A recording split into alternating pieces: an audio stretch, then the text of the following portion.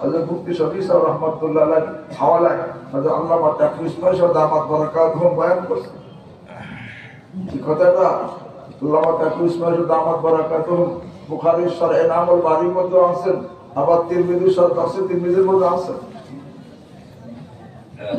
হযরত ইলিয়াস সাহেব রাহমাতুল্লাহ আলাইহি উনি অসুস্থ হয়ে গেছে। মুফতি শফি সাহেব রাহমাতুল্লাহ যখন দেওবন্দে উনি দিল্লিতে আসছেন, শুনছেন হযরত ইলিয়াস সাহেব রাহমাতুল্লাহ অসুস্থ হয়ে গেছেন, ওনাকে দেখার জন্য উনি গেছেন। লম্বা ঘটনা আমি সংক্ষেপ করতেছি। যাওয়ার পরে হযরত ইলিয়াস সাহেব রাহমাতুল্লাহ ওনার হাত ধরে এমন কাঁদতেছে, মানে অঝর কান্নায় কাঁদতেছে।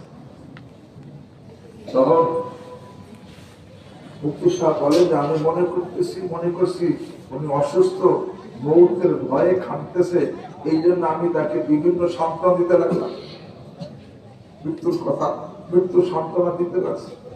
তখন হযরত ইলিয়াস সাহেব রাহমাতুল্লাহ বলেন, মুফতি সাহেব আমি তো মৌতের ভয়ে কাঁদতেছি। কি জন্য কাঁদতেছেন? দুইটা কারণ। কয়টা কারণ?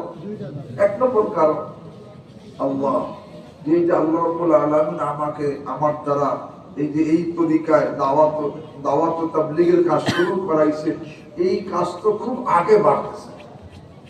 কিন্তু এই আগে বাড়া তো দুই প্রকার। আগে বাড়া কয় প্রকার?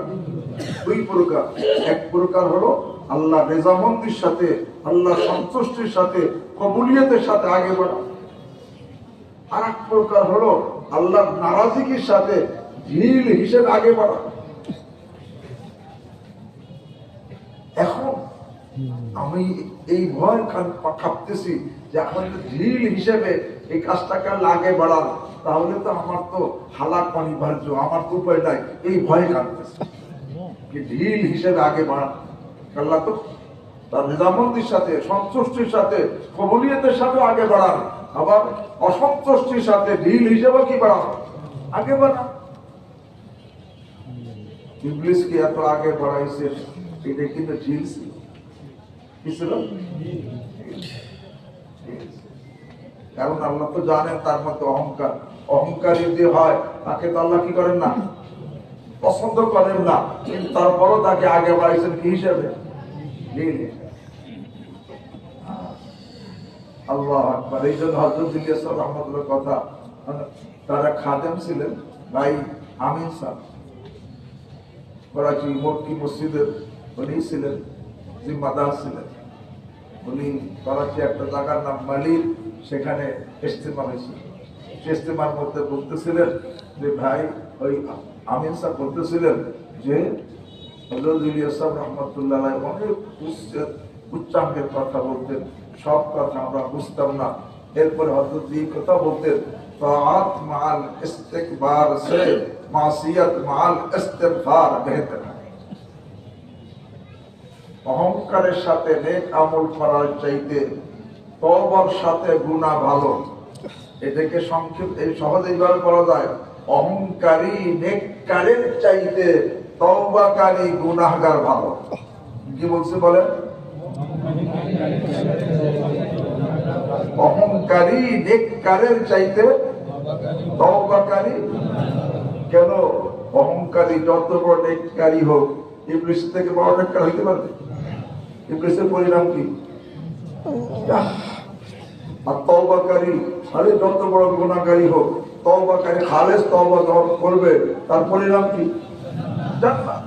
এই জন্য হযরত ইলিয়াস রাহমাতুল্লাহ বলতেন, অহংকারী নেককারের চাইতে তওবাকারী গুনাহগার ভালো। ইবলিস তো অহংকারে ছিল, আল্লাহ আগে জানেন কি জানেন না? জানেন। কিন্তু এই জন্য অহংকারী নেককারকে আল্লাহ পছন্দ করেন না, তো তাকে এত আগে বাড়াইছেন কি হিসাবে? ঢিল হিসাবে। আল্লাহ তো ঢিল হিসাবে আগে বাড়ান। হযরত ইলিয়াস সাহেব রাহমাতুল্লাহ কাঁদতেছেন, এই দাওয়াত তাবলীগের কাজ আল্লাহ আমাদের শুরু করাইছেন, এখন সেই কাজ তো খুব আগে বাড়তেছে। এখন আমার ভয় হইতেছে, আগে বাড়া তো দুই প্রকার, একটা আল্লাহ সন্তুষ্টির সাথে কবুলিয়তের সাথে আগে বাড়া, আর একটা আল্লাহর অসন্তুষ্টির সাথে ঢিল হিসেবে আগে বাড়া।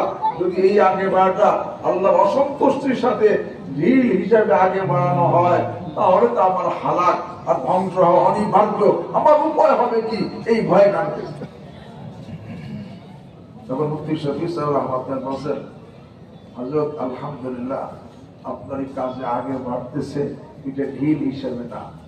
বলে আপনার কাছে এখন দলিল আছে? কাহা দলিল আছে? বলে কি দলিল? বলে যে যাকে আল্লাহ ঢিল হিসেবে আগে বাড়ান সে আগে বাড়তে থাকে, আর সে বেপরোয়া হইতে থাকে, নির্ভীক হইতে থাকে, তার মধ্যে কোনো ভয় থাকে না, সে বেপরোয়া হয়, তার মধ্যে ফখর বাড়তে থাকে, অহংকার বাড়তে থাকে, রিয়া বাড়তে থাকে।